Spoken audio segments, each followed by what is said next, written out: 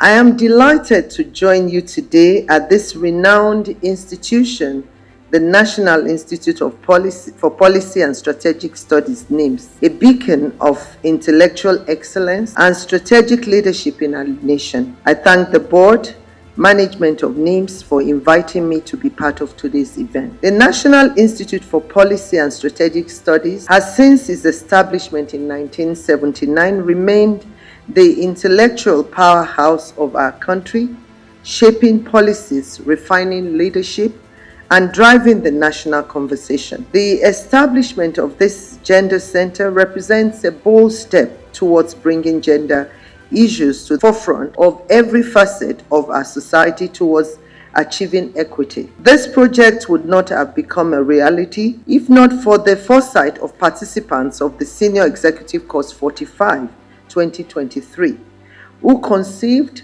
funded, and executed what we are all seeing today. I applaud your vision and generosity. This gesture of yours will no doubt have a lasting legacy on our nation's policy landscape. The vision of this center aligns with one of the key priorities of the Renewed Hope agenda of His Excellency President Bola Ahmed Tinubu CFR, which seeks to harness the full potential of all citizens, regardless of gender, ethnicity, religion, or economic status. The objective of this center is also in line with Nigeria's obligations under the National Gender Policy 2006 and the global frameworks to which we subscribe, particularly the Sustainable Development Goals SDG 5 and SDG 16, and the African Union's Agenda 2063.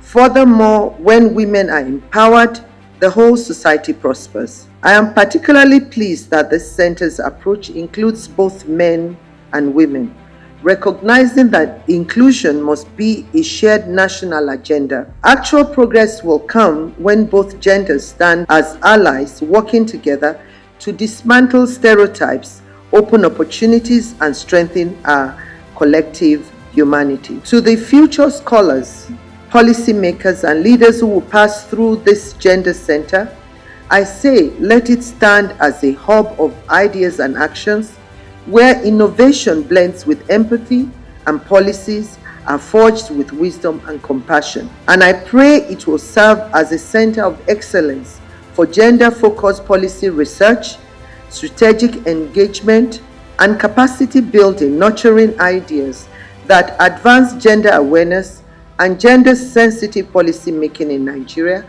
Africa, and the world. I am humbled by your decision to name this gender center in my honor, and I thank you for this recognition.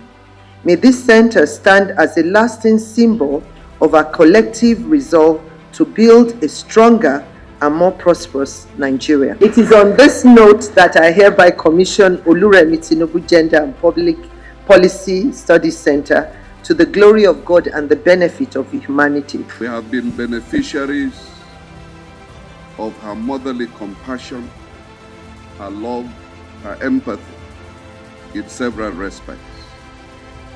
In this office, she has raised the bar to the office of the First Lady of the Federal Republic by carrying on her duties and her functions with honor, with dignity, with grace.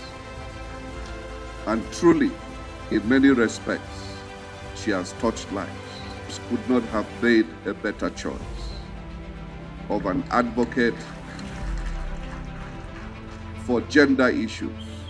Like one of the speakers said, I think Dr. Amina, that gender issues is no longer just a subject for discussion. It must become a national priority. I share that passion. I share that commitment.